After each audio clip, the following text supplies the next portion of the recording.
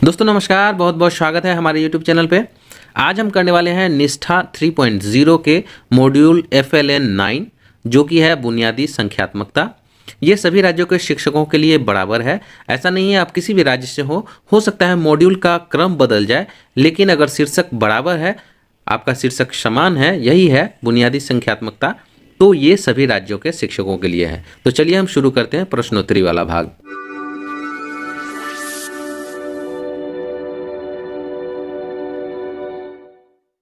पहला क्वेश्चन है, निम्नलिखित में से कौन सा परिदृश्य जोड़ और घटाव से संबंधित शब्द समस्याओं में शामिल नहीं है? सही आंसर है वस्तुओं का वर्गीकरण। इसको हम टिक करते हैं। लेते हैं अगला प्रश्न। अगला प्रश्न है, निम्नलिखित में से कौन सा युग्म एक दूसरे के पूरक नहीं है? तो सही आंसर होगा घटाव और गुणा। घटाव और गुणा एक दूसरे का पूरक नहीं है। दोस्तों इसे टिक करते हैं। लेते हैं अगला प्रश्न। पूर्वशालीय शिक्षकों को निम्नलिखित में से किससे बचना चाहिए? सही आंसर है बच्चों को संख्याओं की समझ से पहले संख्याएं लिखने को कहना। ये सही आंसर है, इसको टिक करते हैं। लेते हैं अगला प्रश्न। जिन चीज़ों में कुछ विशेषताएं समान है उन्हें एक साथ रखने से डैश की क्षमता में वृद्धि होती है। इसका सही आंसर होगा वर्गीकरण। इसको टिक करते हैं और लेते हैं अगला प्रश्न। निम्नलिखित में से कौन सा आकलन का उपयुक्त तरीका नहीं है? इसका सही आंसर होगा याद रखने पर आधारित एक परीक्षा। इसको हम टिक करते हैं और लेते हैं अगला प्रश्न। निम्नलिखित में से कौन सा पूर्व संख्या कौशल नहीं है? सही आंसर होगा इसका अंक जानना। दोस्तों अगर हमारे चैनल पर नए हो तो आप हमारे चैनल को सब्सक्राइब करके ऑल नोटिफिकेशन वाला बेल जरूर टैप करें। अगला प्रश्न है, एक संग्रह की कार्डिनलिटी को तुरंत समझने की क्षमता आमतौर पर बिना गिनती के 4 या 5 से अधिक नहीं को कहा जाता है। सही आंसर है सुबिटाइजेशन। इसको टिक करते हैं। अगला प्रश्न है, मापन शिक्षण के लिए निम्नलिखित में से कौन सा उपागम नहीं होना चाहिए? इसका सही आंसर है शिक्षक द्वारा माप की मानक इकाइयों और उनके रूपांतरणों को सीधे पेश करना। इसको टिक करते हैं। अगला प्रश्न है, संख्याओं को सीखने से पहले एक बच्चे को वस्तुओं को क्रमबद्ध करने में सक्षम होना चाहिए क्योंकि क्रम डैश। सही आंसर है संख्याओं को क्रम में रखने या क्रम में रखने से संबंधित। अगला प्रश्न है, यदि छात्र विभिन्न त्रिभुजों के गुणों का नाम बता सकते हैं लेकिन अभी तक उनके बीच संबंध नहीं देख पा रहे हैं तो वे वैनहीन ज्यामितीय सोच मॉडल के किस चरण में है? सही आंसर है विश्लेषण।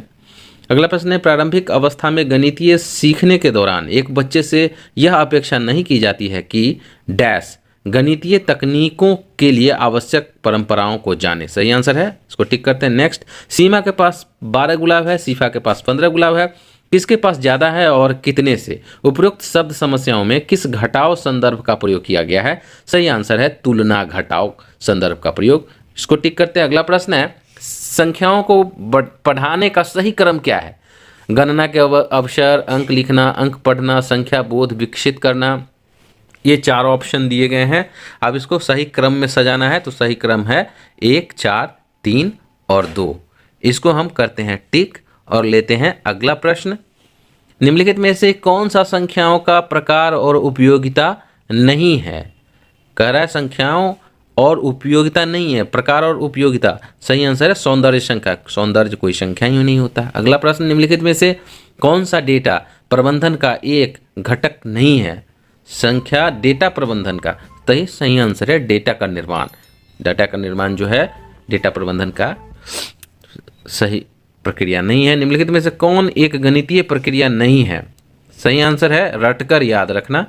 इसको हम टिक करते हैं। लेते हैं अगला प्रश्न।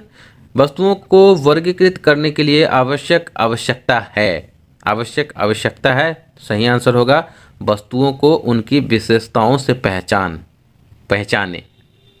कितनी बार 4 जोड़ने से 16 होगा? तो 4 को 4 बार जोड़ेंगे तो 16 होगा अमूमन। इसको टिक करते हैं। लेते हैं अगला प्रश्न। निम्नलिखित में से किसमें दिए गए नियम के अनुसार वस्तुओं के संग्रह का क्रय शामिल नहीं है? क्रम शामिल नहीं है। सही आंसर है वर्गीकरण। इसको टिक करते हैं। लेते हैं अगला प्रश्न। वह प्रक्रिया जिसके द्वारा व्यक्तियों के बीच गणितीय प्रतीकों, संकेतों, आलेखों के माध्यम से सूचनाओं का आदान प्रदान किया जाता है डैश के रूप में जाना जाता है। सही आंसर है गणितीय संचार। इसको टिक करते हैं। आप देख सकते हैं कि हमने टोटल क्वेश्चन किया है 20, क्वेश्चन आंसर 20, क्वेश्चन स्किप्ड 0। तो हमने सारे प्रश्नों को कर लिया है। अब इसको हम करते हैं सबमिट और देखते हैं कितना सही है। तो आप देख सकते हैं कि your score is 20 out of 20। You can redo the assessment to improve your score. अगर आपका 14 से कम सही होता है दोस्तों तो आप रीडू भी कर सकते हैं। रीडू नीचे ऑप्शन दिया हुआ है। अधिकतम बार 3 बार आप प्रयास कर सकते हैं, इसके बाद लॉक हो जाता है। अब कुछ बचे हुए प्रश्न को भी कर लेते हैं। संख्यात्मकता की मजबूत बुनियाद सुनिश्चित करने के लिए बच्चों का मूल्यांकन किया जाना चाहिए डैश। सही आंसर है सतत रचनात्मक या अनुकूली विधियों के माध्यम से। इसको हम टिक करते हैं। लेते हैं अगला प्रश्न। कब कहा जाता है कि एक बच्चे ने आकार और स्थान की समझ हासिल नहीं की है? सही आंसर है जब बच्चा बिना समझे घन घनाव गोला आदि आकृतियों के नाम रटता है। इसको हम टिक कर देते हैं और लेते हैं अगला प्रश्न। अगला प्रश्न है निम्नलिखित में से किसमें एक संगतता शामिल नहीं है? तो इसका सही आंसर होगा समूहन। इसको हम टिक करते हैं और लेते हैं अगला प्रश्न। वस्तुओं के समूह के आकार को मापने और संप्रेषित करने के लिए निम्नलिखित में से किसका उपयोग किया जाता है? सही आंसर है कार्डिनल संख्या का। दोस्तों हमारे चैनल पे आप नए हैं तो चैनल को सब्सक्राइब करके और नोटिफिकेशन वाला बेल टैप कर दें। अगला प्रश्न है निम्नलिखित में से कौन सी मूलभूत संख्यात्मक कौशल को बढ़ाने के लिए एक उपयुक्त शैक्षणिक प्रक्रिया नहीं है? सही आंसर है बहुत सारे अभ्यास प्रश्न हल करवाना। इसको टिक करते हैं। लेते हैं अगला प्रश्न। डैश संख्याओं का उपयोग किसी वस्तु की स्थिति का वर्णन करने के लिए किया जाता है जब उन्हें एक विशिष्ट क्रम में व्यवस्थित किया जाता है। सही आंसर है क्रमवाचक। इसको हम टिक करते हैं और लेते हैं अगला प्रश्न। निम्नलिखित में से कौन गणित अधिगम के आकलन का आयाम नहीं है? सही आंसर है प्रक्रियात्मक ज्ञान।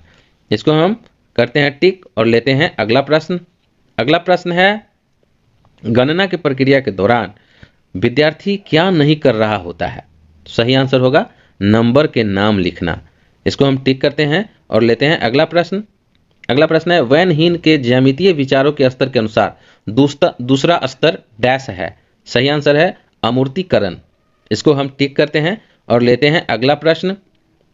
निम्नलिखित में से कौन एक बच्चे को प्रारंभिक वर्षों में संख्यात्मकता में दक्ष बनाने का उद्देश्य नहीं है? पूछ रहा है नहीं है, तो सही आंसर होगा यह उन्हें तेजी से गणना करने में मदद करता है। इसको करते हैं टिक और लेते हैं अगला प्रश्न। वस्तुओं के मिलान या जोड़ी बनाने की गतिविधियां किस पूर्व संख्या कौशल के विकास में मदद करेगी? सही आंसर है प्रत्येक से अलग पत्राचार। इसको हम टिक कर देते हैं और लेते हैं अगला प्रश्न। मेरा अगला प्रश्न है निम्नलिखित में से कौन संख्या की समझ विकसित करने के लिए एक महत्वपूर्ण कौशल नहीं है? पूछ रहा है एक महत्वपूर्ण कौशल नहीं है। सही आंसर है संख्या नामों को बोलना।